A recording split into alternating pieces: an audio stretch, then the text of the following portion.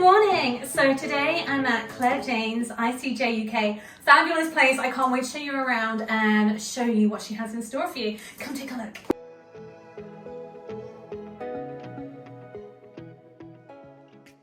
Look at all these fabulous designs and feathers. Lots of sparkle, bags, more feathers, fascinators, accessories, everything a girl could want and more.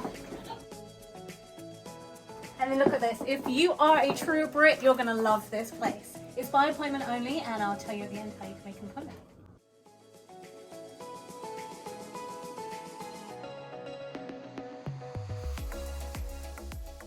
Hi guys, so I'm with Claire Jane at her fabulous studios. If you haven't been here, you need to book a custom appointment because it is just incredible. It's full of just amazing one-off designs. So Claire Jane makes one-off designs. They're all custom. She's a graphic designer, a creator, so I'm gonna let her explain more about her, but she has some incredible high-profile clients. When you say like British designers, she designs for, she has her graphic designs on the lead singer of Def Leppard, and I'll let her tell you on some other people, maybe, if she'll let some of the secrets. So before I waffle any more on, I'm gonna let Claire Jane take over. So tell me more about how you got started in design and fashion. Well, back in 1994, I moved to Los Angeles and I was working with a film company doing special makeup effects. So I sort of amassed this knowledge of being around all these designers, from concept artists to sculptors to mold makers to hair punching people. I mean, just you name it, anything from the start to finish of something being designed from an organic piece of material, i.e. like clay, to do prosthetics and stuff like that. So for 17 years I worked in that industry, and then about 11 years ago I just decided I wanted to do something for me. So one day I was like, I need to make a handbag. So I started making handbags, you know, went to Joanne Fabrics and picked up some fabric and ended up putting some feathers on as a trim and finding different elaborate strapping to put on it. What drew you towards feathers as a decoration? I've been fascinated with, you know, the decadence of old school sort of Hollywood, and then when I was younger, I remember going to Hampton Court. I love that place. I know, right? I remember going with my parents as well. Yeah, I used to love going to visiting castles and stuff like that, but I was always fascinated going in and seeing the architecture, but also the design, like the big heavy hanging velvet curtains, the textures and the depth of all the different colours, and then just seeing costumes and stuff like, you know, Victorian pieces, and then the big hats with the feathers on. So I was always like drawn to that, you know. And then I remember when I think I was about 14 or 15, only a few years ago.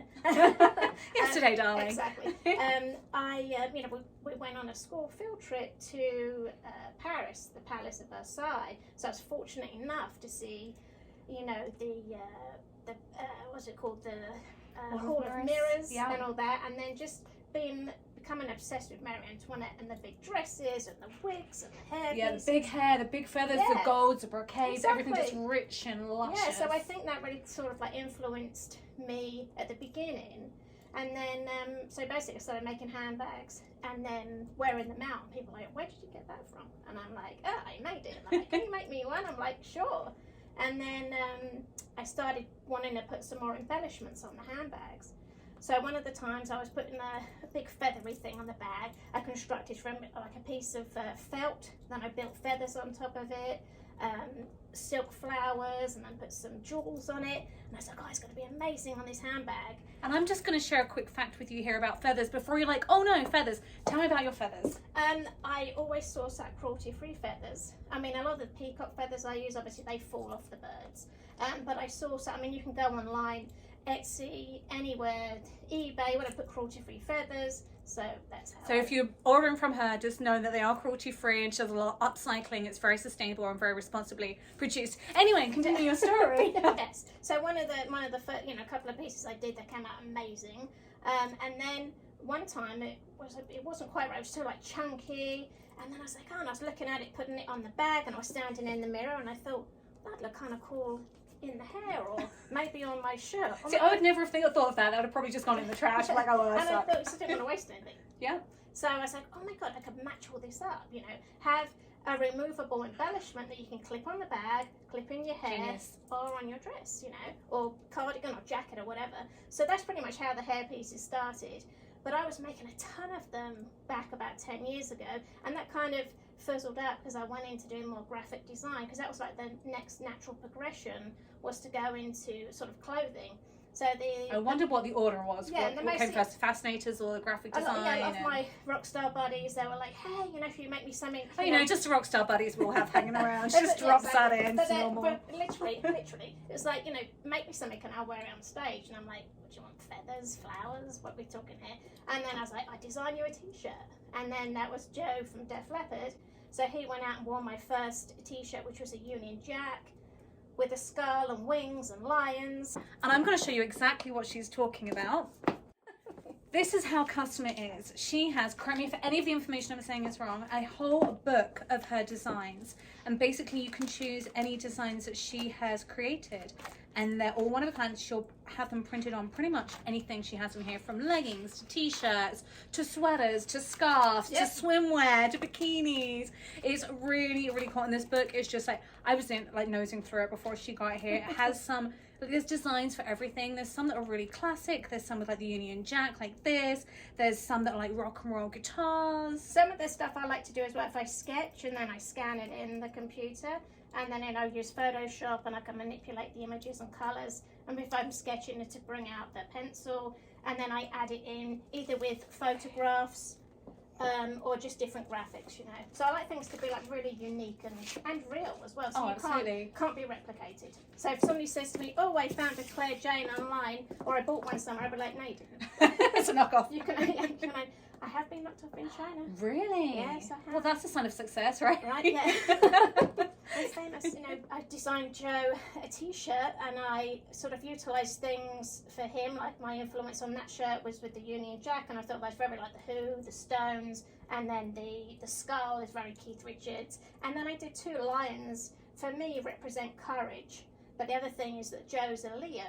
So I wanted to have something that was kind of personal for him. Yeah. So he wore that on stage, and people were like, "Where'd you get that from?" So it's been amazing. So one of the first influencer marketing things before Instagram, before anything else. I think one of my first memories, I went to one of the shows and seeing it on stage, and I walked out, and there's like these three massive screens, and I'm like, oh my God, there's my design up there.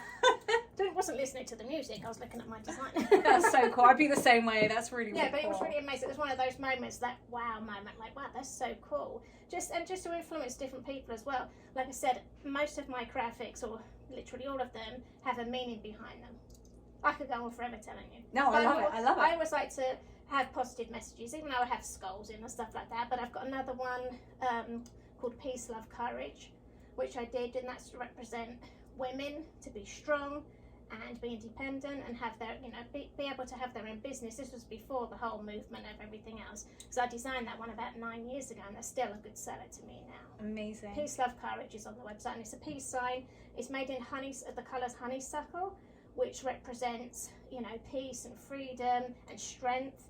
And then I've got two mermaids sitting on the side, and then just some swirly hearts and stuff like that. Very cute. Very cute. So, whatever your style is, hers is very rock and roll influence. But when we were talking about this before, and I was like looking at the fascinators, to me, this is where it goes, like your total style. You can style things your own way, and fashion's so versatile.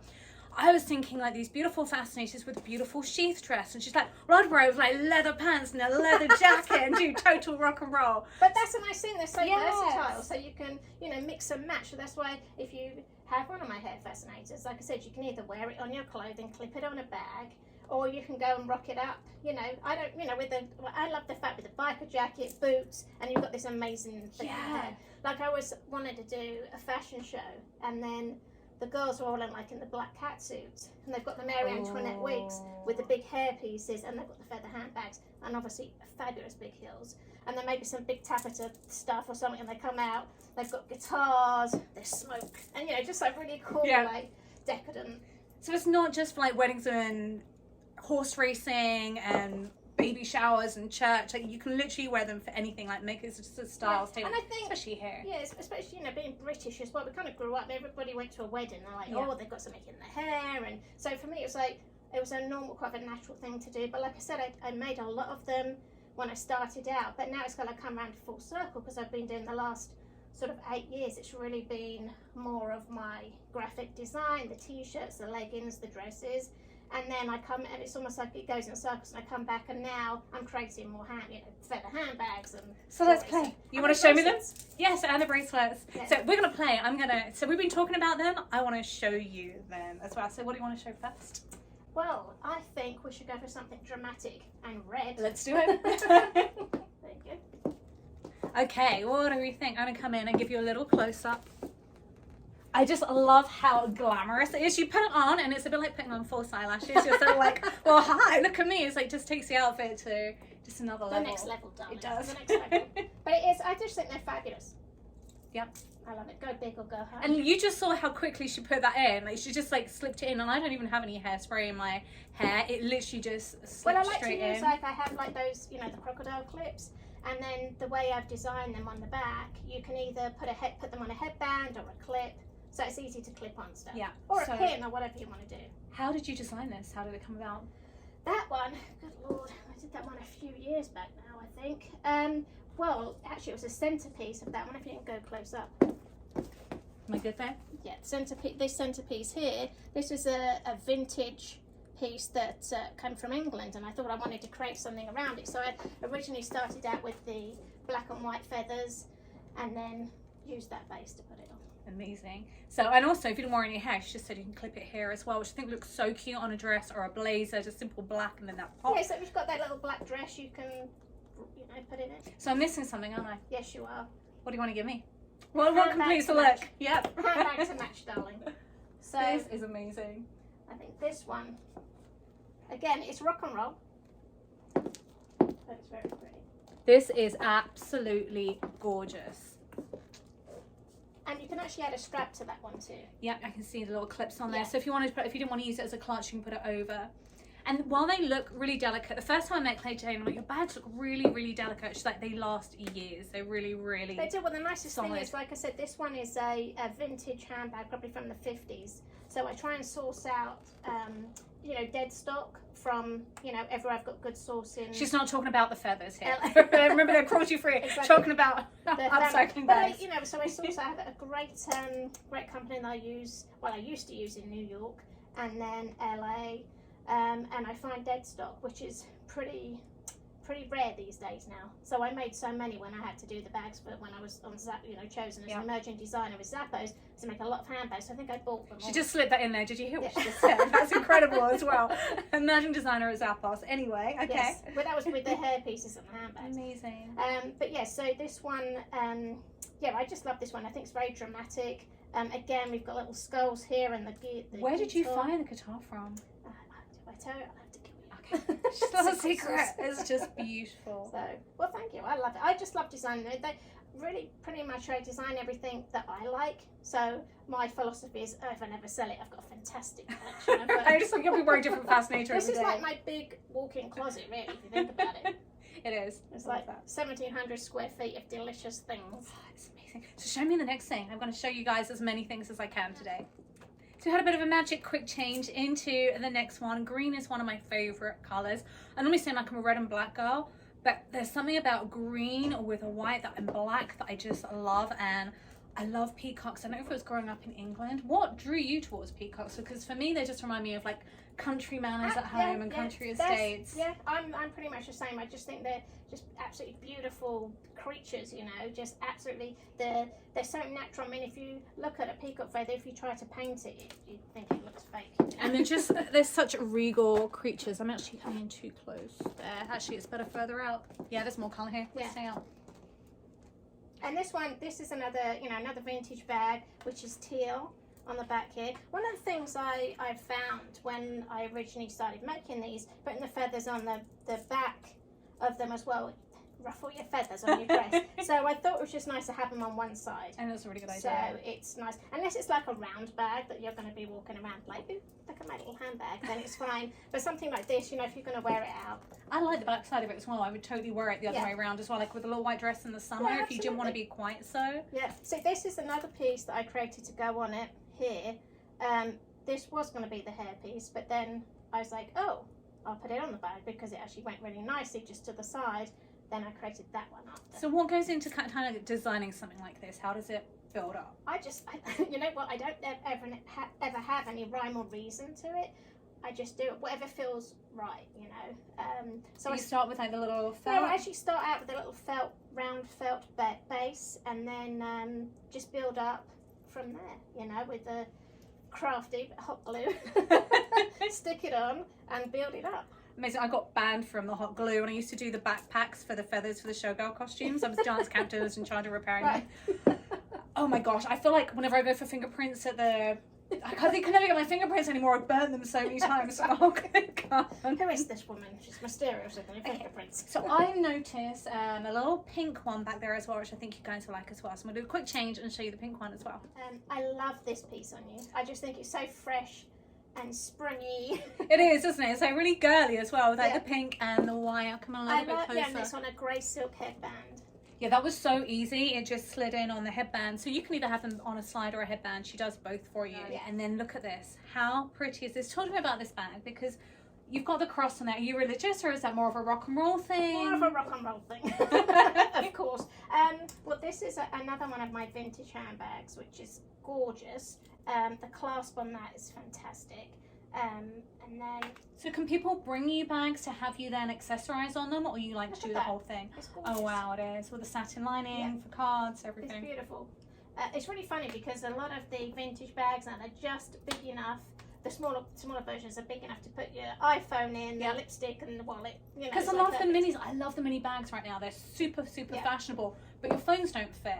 Or you get the ones and they've got the open top, they don't shut. These tend to be longer. I think the vintage ones tend to be a lot longer, you know. I mean, people can, but I'd rather, you know, I'm always very picky about the kind of fabrics. And again, I like to find dead stock. A lot of these ones still have like have had the original labels on them. Wow. So that's what I personally like. You pay more for them from a vendor, but that's what I like to do. And you've like guaranteed the whole work then from start to finish. It's not like, you give me a bag, I can't guarantee how long it's going to last. I mean, could I do that? Possibly. If somebody came in to see me and they're like, I've got this badge and you could work with it. I have done that in the past, but I think it's nice if somebody comes in and they can pick something out. Or again, we start from scratch and I can say, what size do you want? And then I can do my research and finding the correct bag for them. And then what is this that suddenly appeared on the table behind us? So, as it's wedding season, I was getting creative the other day. I'm going to bring this forward a little bit into the light.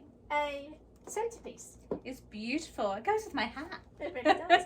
But these are, again, I can custom make these. This is actually out of martini glasses. So it's nice and lightweight. Oh, so you've stacked them. I thought it was one piece. No, they're actually martini glasses. Oh, wow. And then we've got the feathers up the top, the white silk flowers, a nice little rhinestone trim at the top and bottom here. And these are really cute, these roses. It's actually really nice for a wedding, for a centerpiece or a charity event, because it's only something, a lot of them it's flowers and you get thrown out, spend so much money and then they get thrown out. Absolutely. This is something that you're always going to last for. And this is something I actually did a few years back for a charity called Passion for Purses, which was with the Boulder City Hospital.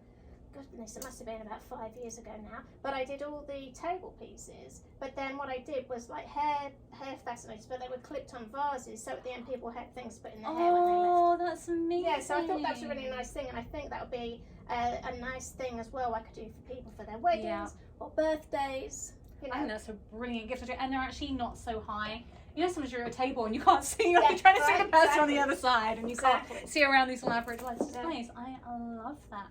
So if people are interested in custom jewellery, in graphic design, in bags, in fascinators, how can they make an appointment with you, or how do they order? Well, they can go to ICJUK.com, and then I have on the menu, it says custom order, or you can just email me direct to ICJUK@icloud.com. I love speaking to my customers. Like, that's one of the biggest things things. I like to have a relationship. I've had customers for the last 11 years that still, every time I bring something new out, they buy it.